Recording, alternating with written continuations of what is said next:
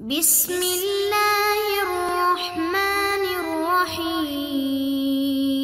بسم اللہ الرحمن الرحیم۔ السلام علیکم عزیز طلبہ کرام، امید آپ حضرات خیریت سے ہوں گے۔ آج ہمارا صحیح مسلم کا سبق نمبر 58 ہے، جس کا عنوان ہے باب بیان خصال من اتصف بہن وجد حلاوت الایمان۔ سب سے پہلے ہم خلاصہ جات کے اوپر ایک نظر ڈالتے ہیں۔ گزشتہ سبق میں ہم نے اس عنوان کے تحت ان نکات کے اوپر بات کی تھی۔ آج کے سبق میں ہم ان مذکورہ نکات کے اوپر بات کریں گے۔ بسم اللہ الرحمن الرحیم۔ وبه قال حدثنا اسحاق بن ابراہیم ومحمد بن يحيى بن ابي عمر ومحمد بن بشار جميعا عن الثقفي قال ابن ابي عمر حدثنا عبد الوهاب عن ايوب عن ابي قلابة عن انس رضي الله عنه عن النبي صلى الله عليه وسلم قال ثلاث من كن فيه وجد بهن حلاوة الايمان من كان الله ورسوله احب اليه مما سواهما وان يحب المرء لا يحبه الا لله تعالى وان يكره ان يعود في الكفر بعد ان انقذه الله منه كما يكره ان يقذف في النار۔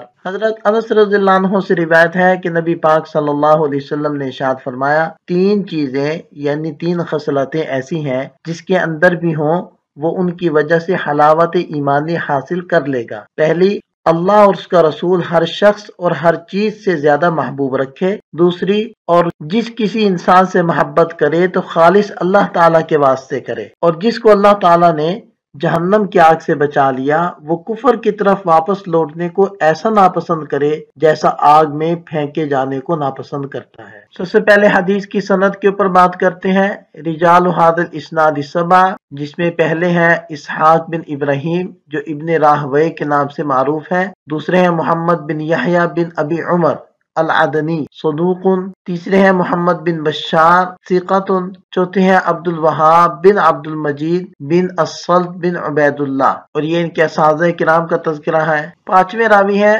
ایوب بن ابی تمیمہ ثقۃ ثبت حجۃ فقیہ، اور چھٹے راوی ہیں ابو قلابہ عبید اللہ بن زید بن عمرو، یہ بھی ثقۃ فاضل، اور ساتویں راوی ہے حضرت انس بن مالک رضی اللہ عنہ، ان کا تذکرہ مقدمے میں ہو چکا ہے۔ یہاں اس سند کے لطائف کو ذکر کیا جاتا ہے۔ سب سے پہلی چیز تو یہ ہے کہ امام مسلم رحمۃ اللہ علیہ کی خماسیات میں سے ہے،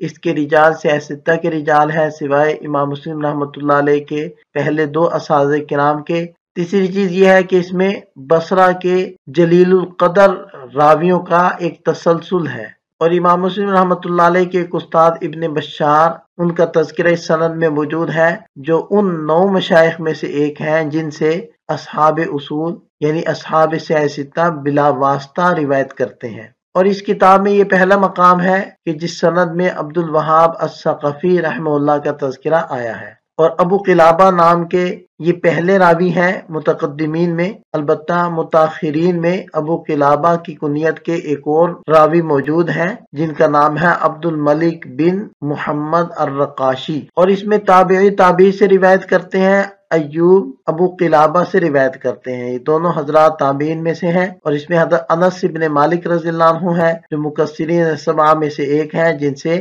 2286 روایات نقل کی گئی ہیں، اور یہ بصرہ میں ان کی وفات ہوئی، صحابہ کرام میں سے سب سے آخر میں ان کی وفات ہوئی ہے، اور 100 سال سے متجاوز ان کی عمر ہوئی۔ اب ہم اس حدیث پاک کی تشریح کی طرف چلتے ہیں۔ اس حدیث کا خلاصہ یہ ہے کہ جب مومن کا ایمان درجہ بدرجہ ترقی کرتا ہے اور ایمان اس کے رگ و پے میں سرایت کرتا ہے تو اس کا ایک ایمانی مزاج بن جاتا ہے، اور اس منزل پر اس کی نگاہوں میں سب سے زیادہ محبوب اللہ اور رسول کی ذات ہوتی ہے۔ اللہ اور رسول سے اتنی محبت ہو جاتی ہے کہ اس کے ماں سوا کی طرف رخ ہی نہیں کرتا۔ اسی کو قرآن پاک میں والذین آمنوا اشد حبا للہ سے تعبیر کیا گیا ہے، یعنی اللہ سے اس کو عشق ہو جاتا ہے اور ہر چیز میں اس کی رضا کا طالب ہوتا ہے، حتیٰ کہ جب کسی انسان سے دوستی کرتا ہے تو اس میں بھی کوئی ذاتی غرض نہیں ہوتی بلکہ اللہ کی رضا پیش نظر ہوتی ہے۔ ایمان کے خلاف ہر چیز سے بیزاری اور نفرت ہوتی ہے،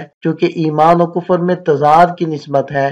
اس لیے کفر سے ایسی نفرت ہوتی ہے جیسے آگ سے نفرت ہوتی ہے۔ حدیث مذکور میں اس آخری اور تیسری بات کو قرآن کریم نے اس طرح ذکر کیا وَلَكِنَّ اللَّهَ حَبَّبَ إِلَيْكُمُ الْإِيمَانَ وَزَيَّنَهُ فِي قُلُوبِكُمْ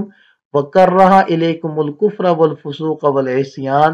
یعنی یہ اللہ کا انعام ہے کہ اس نے تمہارے دلوں میں ایمان کی محبت ڈال دی اور اس کو خوشنما بنا دیا اور کفر، گناہ اور نافرمانی کی نفرت پیدا کر دی۔ یہ بات یاد رکھنے کی ہے کہ اسلام اشخاص اور افراد سے نفرت کی تعلیم نہیں دیتا، ہاں برے افعال سے نفرت اور بیزاری کی تعلیم ضرور دیتا ہے۔ حضرت سید الشہداء رضی اللہ عنہ کے قاتل اسلام قبول کر کے مسلمانوں کے بھائی بن سکتے ہیں، اور ایک کاتب وحی مرتد ہو کر زمین و آسمان کا مبغوض بن سکتا ہے۔ اس سے بھی معلوم ہوا کہ کفر سے نفرت کرنا اسلام کی تعلیم کا جز ہے۔ حلاوت الایمان سے کیا مراد ہے؟ طاعت کی لذت اور اللہ اس کے رسول کی رضا کے لیے مشقت اٹھانا۔ اور حلاوت سے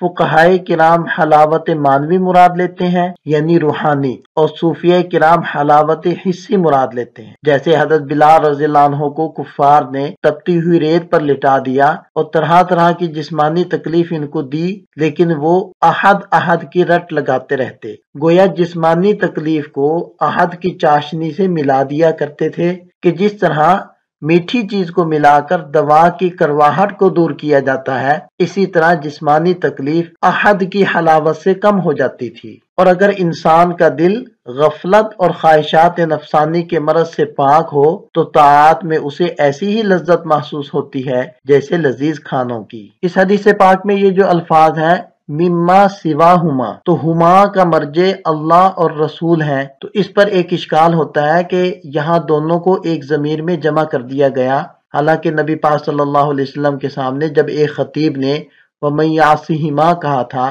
تو آپ علیہ السلام نے بئس الخطیب انتا کہہ کر ناگواری ظاہر فرمائی تھی، اور علماء نے فرمایا کہ وہاں ناگواری کی وجہ یہی تھی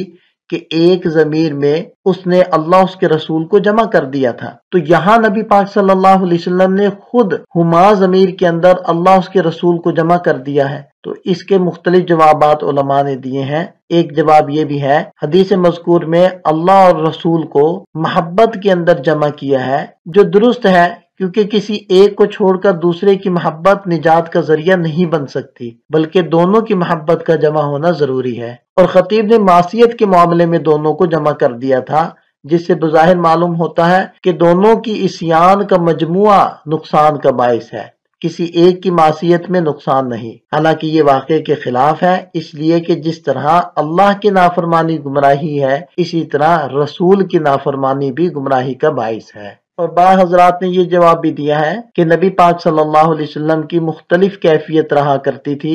کبھی احترام الہی کا غلبہ ہوتا تو الگ الگ بیان فرماتے، اور جب رحمت الہی کا غلبہ ہوتا تو صیغہ تثنیہ کی بھی اجازت دیتے۔ آگے فرمایا وَأَن يُحِبَّ الْمَرْءَ لَا يُحِبُّهُ إِلَّا لِلَّهِ، جب دل کا داعیہ اور ظاہری اعمال سب رضا الہی کے تابع بن جائیں تو یہ اس بات کی علامت ہوگی کہ اب ایمان اس کے ظاہر و باطن میں رچ بس چکا ہے، دل اور زبان میں یک رنگی اور پوری صداقت پیدا ہو چکی ہے، اور اس میں نفاق کے کسی شعبے کی گنجائش باقی نہیں رہی۔ مومن کی دوستی بھی للہیت پر مبنی ہوتی ہے، دنیاوی کوئی غرض اس سے وابستہ نہیں ہوتی۔ اور ان یعود فی الکفر بعد ان انقذہ اللہ، یہ انقاذ کی دو صورتیں ہیں کہ کفر کے بعد اسلام کی توفیق ملی، دوسری صورت یہ ہے کہ اس کی ولادت ہی اسلام پر ہوئی اور اسلام پر پوری طرح جمع رہا۔ اور آگے فرمایا ان یقذف فی النار، تو علماء نے اس سے ایک مسئلہ مستنبط کیا ہے کہ جس مسلمان کو